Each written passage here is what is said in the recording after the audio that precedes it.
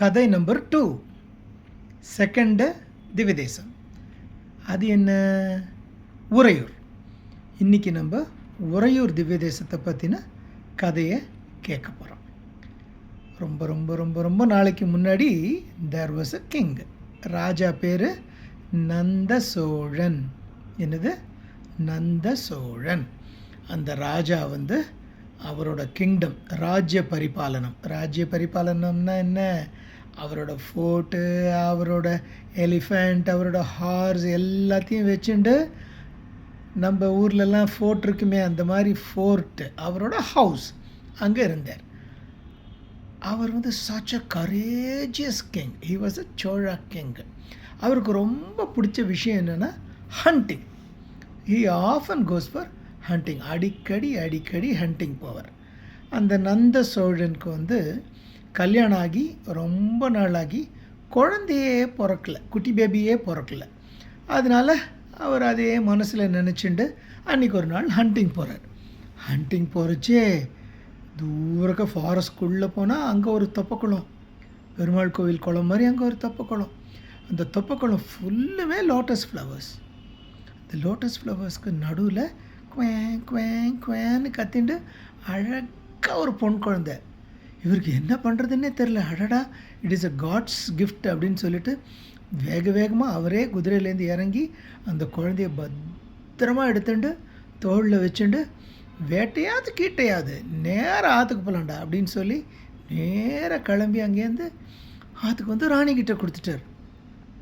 ராணிக்கா அவ்வளோ ஆசை. என்ன குழந்தைய பார்த்தா அவ்வளோ பியூட்டிஃபுல்லாக இருக்குது, அவ்வளோ லட்சணமாக, அவ்வளோ அழகாக இருக்குது.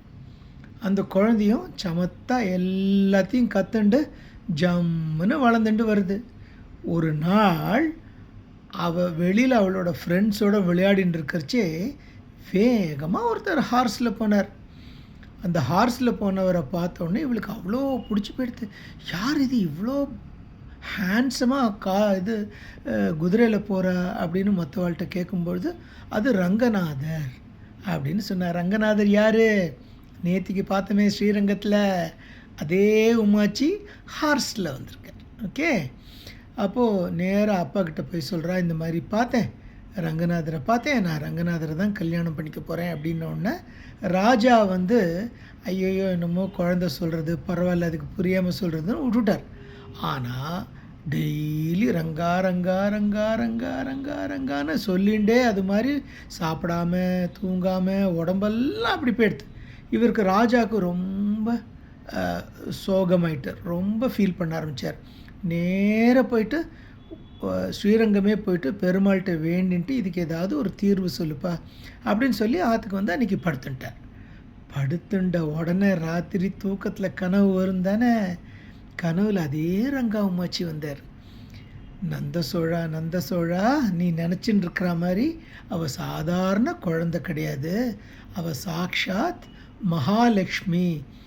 நான் தான் அவளை கல்யாணம் பண்ணிக்கிறதுக்காக பூலோகத்தில் அந்த தாமரை குளத்தில் வச்சேன்.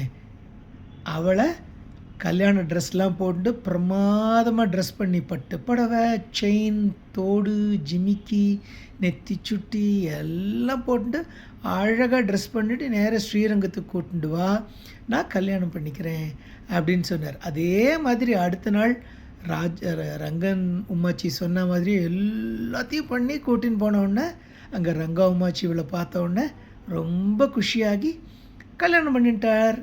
அதனால் இன்றைக்கும் உறையூரில் அவள்லாம் இருந்த இடத்துல அந்த நந்த சோழன் கமலவல்லிக்காக ஒரு கோவில் கட்டியிருக்கார்.